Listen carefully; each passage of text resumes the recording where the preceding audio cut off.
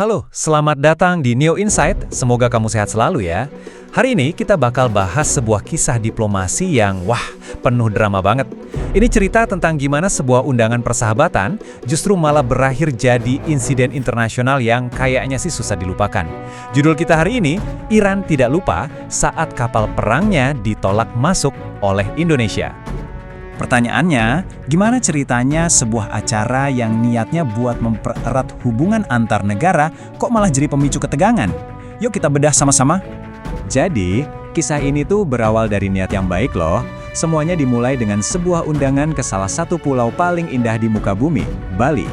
Ceritanya gini, TNI Angkatan Laut kita waktu itu jadi tuan rumah sebuah latihan Angkatan Laut internasional yang gede banget. Keren kan? Nah, ini jadi panggung buat Indonesia buat nunjukin kepemimpinan maritimnya. Jadi sebagai bagian dari diplomasi, undangan disebar ke banyak negara sahabat. Salah satunya Iran. Dan ternyata Iran responsnya antusias banget. Mereka nggak pakai lama, langsung terima undangan itu dan segera mengirim 2 kapal perang terbaik mereka. Ini bukan perjalanan deket loh ya, ini perjalanan panjang. Jadi kelihatan banget komitmen dan niat baik Iran buat ikutan. Tapi, disinilah ceritanya mulai berbelok tajam. Pelayaran yang harusnya jadi simbol persahabatan itu, malah harus berhenti di tengah jalan. Yang bikin kaget, pas 2 kapal perang Iran ini udah berlayar jauh dan udah deket banget sama tujuan, tiba-tiba datang perintah mendadak. Mereka dilarang keras masuk ke perairan Indonesia.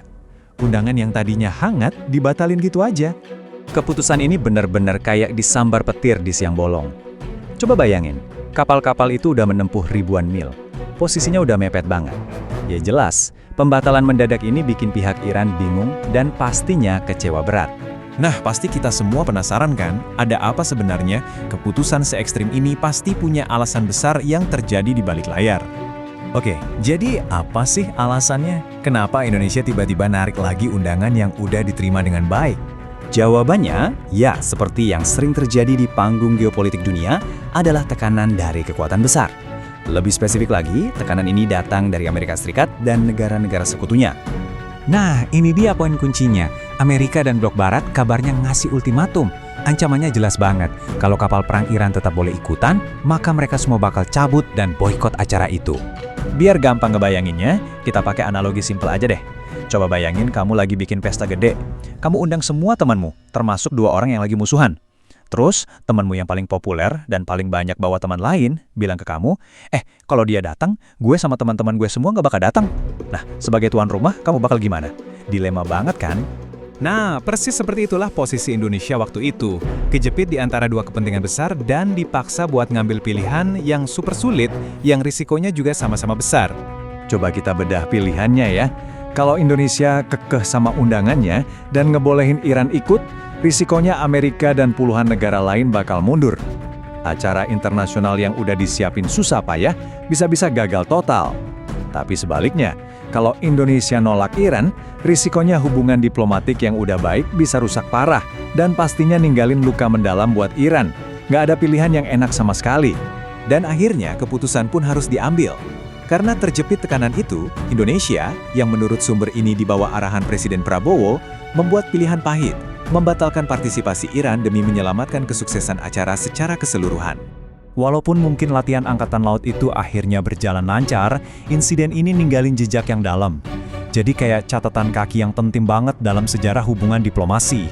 Oke, biar gampang kita rangkum ya kejadiannya. Pertama, Indonesia ngundang Iran buat latihan Angkatan Laut. Kedua, Iran terima dengan senang hati dan ngirim kapalnya. Ketiga, Amerika Serikat dan kawan-kawan ngasih tekanan, ngancem boikot. Keempat, Indonesia yang posisinya kejepit terpaksa ngebatalin undangan itu. Hasilnya, sebuah insiden yang jadi memori diplomatik yang gak gampang dilupain. Dan inilah inti dari semua pembahasan kita. Dalam hubungan internasional, sebuah tindakan, apalagi yang dianggap menyinggung, itu punya efek jangka panjang. Peristiwa kayak gini tuh nggak mudah dilupakan, dan jadi pengingat bahwa setiap keputusan di panggung dunia itu punya bobotnya sendiri. Nah, sebagai penutup, aku mau lempar satu pertanyaan buat kita pikirin bareng-bareng. Ngelihat situasinya yang rumit banget itu, menurut kalian ada nggak sih jalan keluar lain? Mungkin ada opsi ketiga yang bisa diambil Indonesia waktu itu? Coba deh bagikan analisis dan teori kalian di kolom komentar ya. Terima kasih sudah menyimak.